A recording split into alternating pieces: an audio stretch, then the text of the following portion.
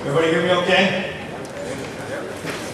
I've had the fortune of going to a lot of different places around the world, and I'll tell you one thing I know for sure is that bleachers are hard in Belgium, United States, Cairo, Egypt, Moscow. It doesn't matter, the bleachers are hard, right?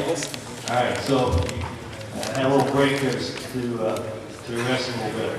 This is a great turnout. Even for clinics in the United States, I think it's a great turnout. So you should be very pleased with coming here to learn something from the basketball end of it, obviously. And you know, you can watch a lot of things on tape, which are really good. Now with the internet, you can go on the internet and get any kind of drills you want, but there's still nothing like coming and attending a clinic to kind of get a feel for what the coach is teaching and to make friends and also to share ideas with other people here. I don't think there's any other way you can do it other than attending a clinic. So my hat's off to all you people that are here. One of the things, you know, I thought Belgium was known for the chocolate, right?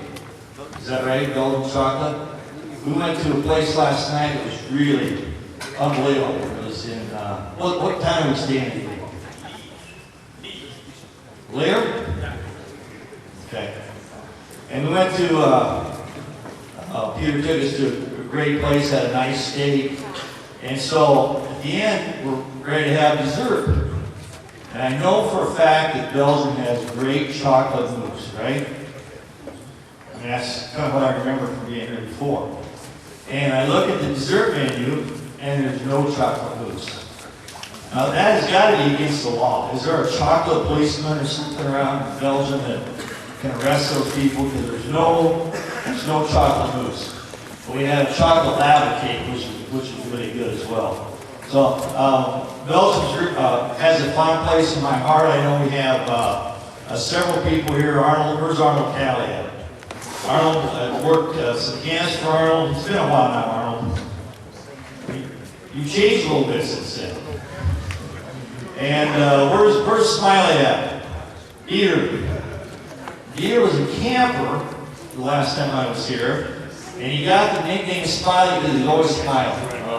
I loved him, and he's coaching and doing a great job. And Walter Van Egan's here. I worked with Walter at some of the states camp. And where's Peter at? There's Peter right there. Come over to work our camp in the United States.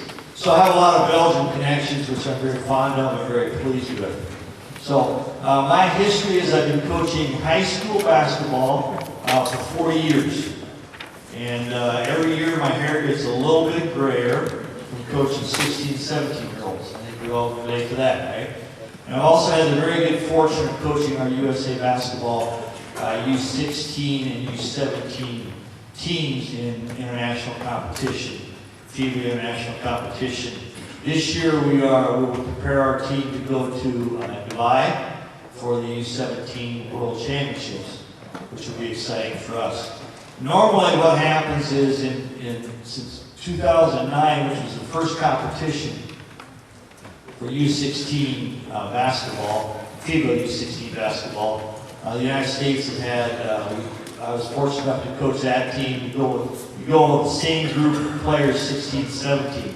Always have the questions about how do you pick players from our country to participate in U16, U17 because it's such a big country and a lot of players play basketball.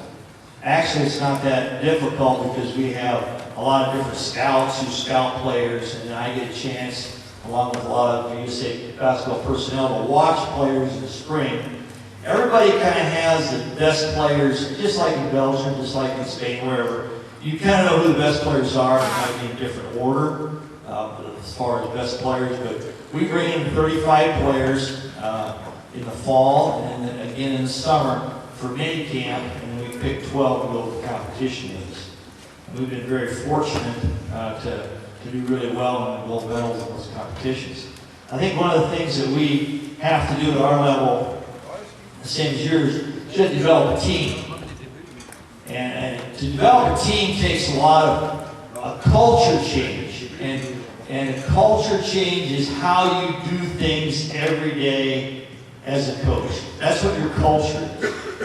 And you have, in order to build a culture, you have to ingrain in your players how you're going to do things in practice, what's acceptable and what's not acceptable. You have to have accountability. I know Rick used the word accountability. You have to have some accountability to your players.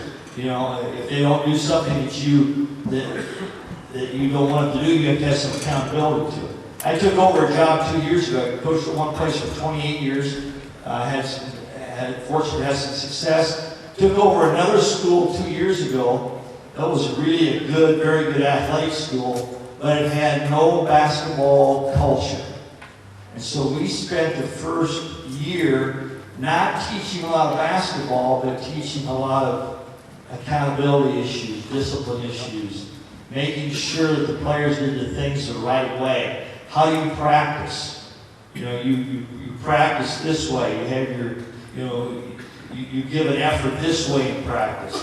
So I think if you let things slip a little bit, then your culture is hurting from the standpoint of playing basketball. I don't know if that makes sense to you, but that's something that we really have to work on. With our USA team, we spend more time working on developing a team atmosphere. Because the players are all really good, very good athletes, but we have to spend time on developing a team perspective on how we're going to play. And that's no different than what I have to do at City High, or you have to do with your team. One of those things is we developed, and I'm fortunate to work with Coach K at Duke quite a bit, as far as we're on the phone a lot, we communicate a lot. One of the things we've developed is called championship standards.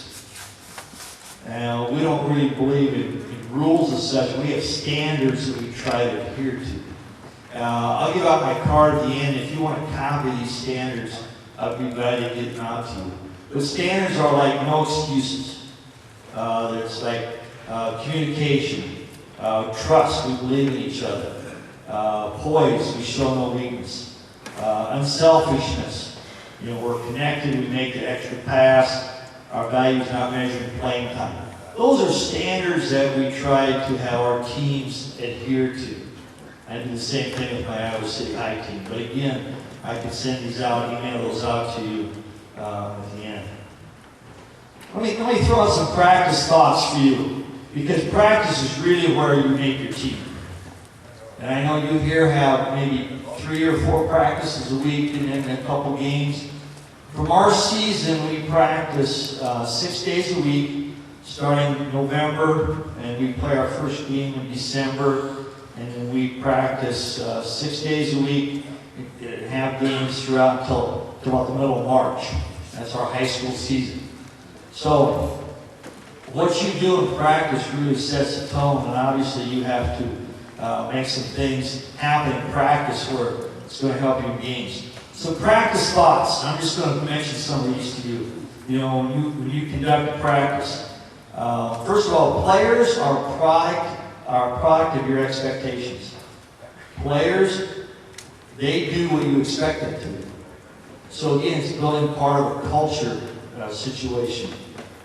What is important to you is important to your team. So if you think that rebounding is important, but you don't work at it very much in practice, what's the message you're saying to your players? It's not very important. So what's important to you will be important to your team. And I think as you progress with your team, that may change a little bit, but you have to get that across to your team. You must develop a level of competition. Players, you got to develop an attitude of hate to lose. So your practices have to have a lot of competition in it. A loser and a winner. And now in the United States, there's so much written about, said about, well, it's okay, there's no really winners and losers, and that's a bunch of crap, because there are winners and losers. I That's why you keep score. And so in practice, you have to get the fact that, yes, there are winners and there are losers, and there's consequences if you don't win it right. And that's just, I'm kind of old school on that, but I think you have to develop that in a practice situation. Make drills competitive. Make drills competitive. With either a score or a clock. So there's two ways to make drills competitive, with score or clock. We call that get out of your comfort zone. And I'll talk a little bit later about the 4 C's. The other thing is we call teaching the sandwich method. So you're giving a positive, a negative, and a positive to your players. I don't think you can teach all negative, they're not going to respond to you. All positive, again, they're not going to learn what they need to learn. So you need to teach them what we call the sandwich method. Give them a positive thing, followed by a negative or a teaching point and a positive thing. Teaching sound bites, not paragraphs. For us, this is huge. Players do not want to listen to you and how much you know. They're not interested in you talking for 3 or 4 minutes on something. Talking sound bites. Take a short sound bite type of material that they can understand and then move on and then drill it. Sometimes as a coaches, we like to hear ourselves talk, or we try and tell the players how much we know about how much we say. So teaching sound bites. Last couple things. One of the key words that we have is awareness. And I'm sure as Rick was talking about his read and react. By the way, I love read and react. I don't buy his whole system, but I buy bits and pieces of it to put in with my system. So you don't have to, you can take what he gives you and put it in what you have. I think that's really important we do as coaches. We don't have to go hook, line, and sinker into something, completely change what we're doing, but we can certainly take bits and pieces of what Rick did with the read and react into what you're doing. We run a ball screen offense. And so off our ball screen offense, we do a lot of things with the read and react. And I think that's one of the things as we teach the game, understand what you feel comfortable with, and then put some things in that you may like with what you really know.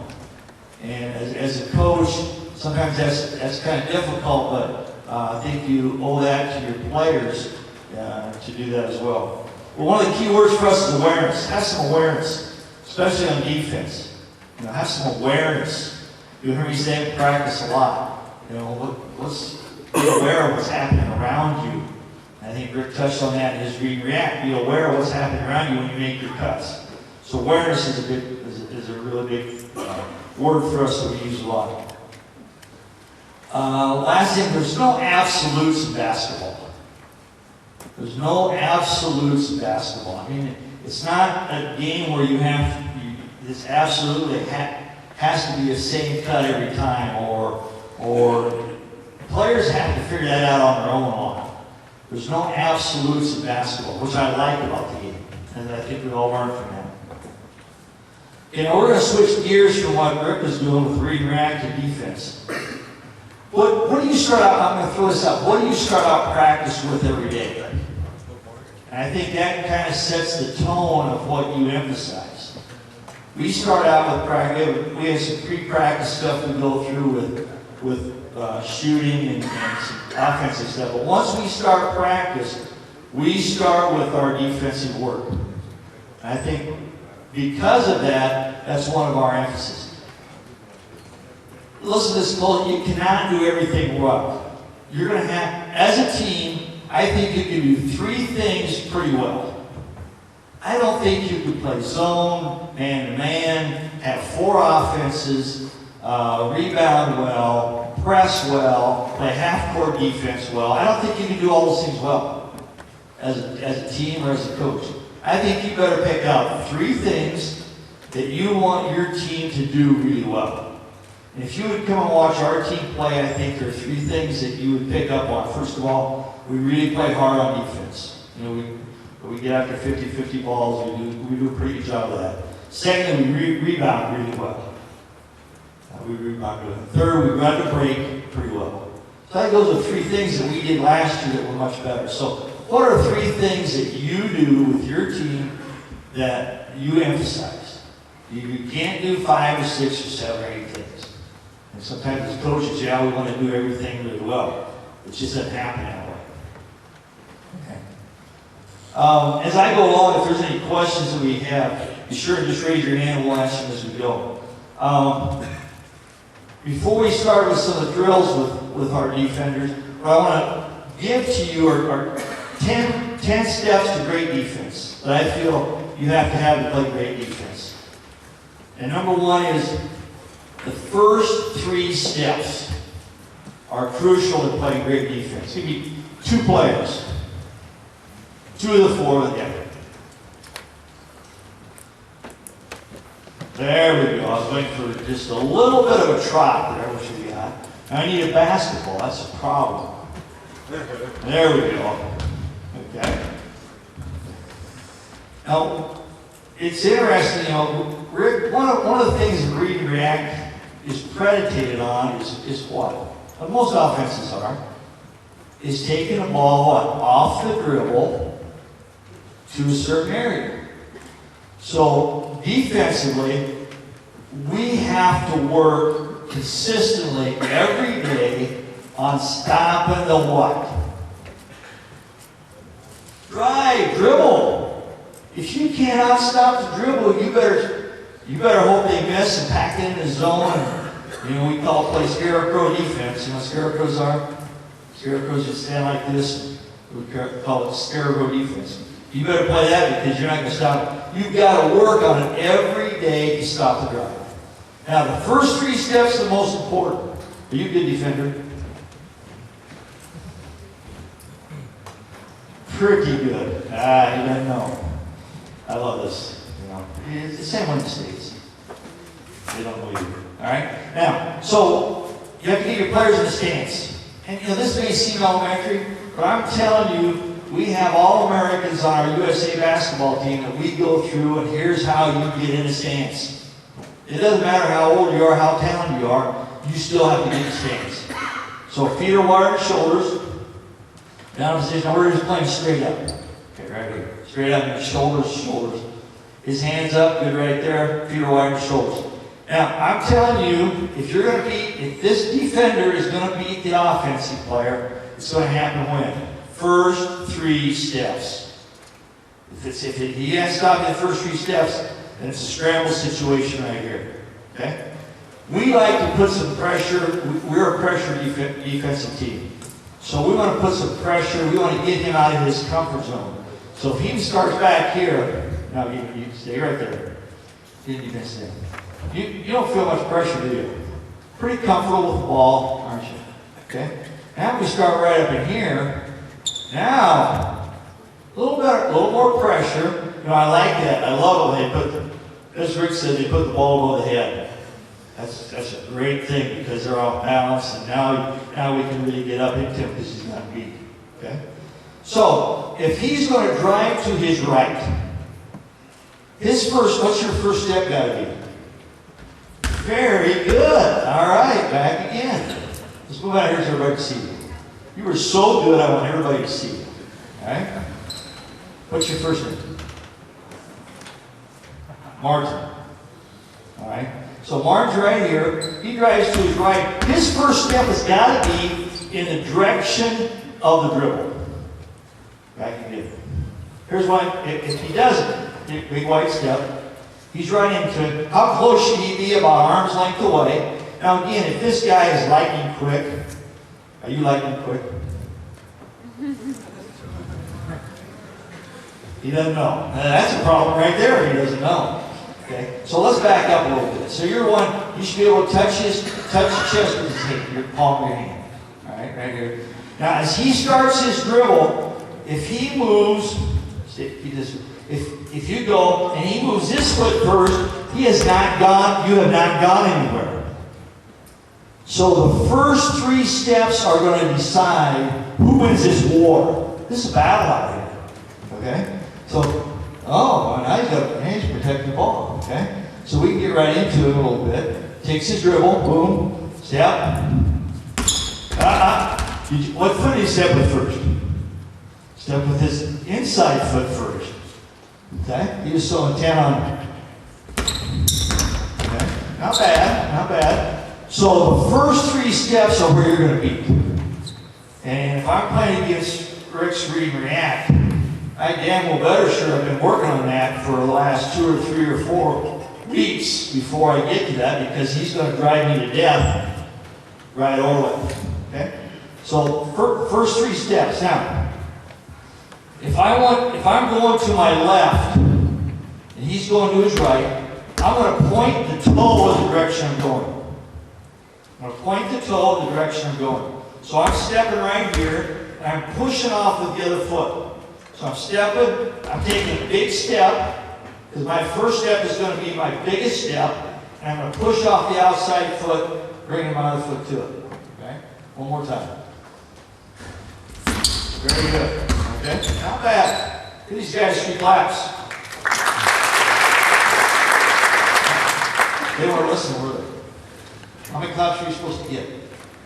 3. 3 claps. There you go. See, sometimes they're no better players listening, right? You guys ever listen? Yeah? You're Martin. What's your first name? Brent. B-R-E-N-T. I love that name. My son's name, Brent. Okay? So that's the first 3 steps. Second, number 2, we call it low to the ball.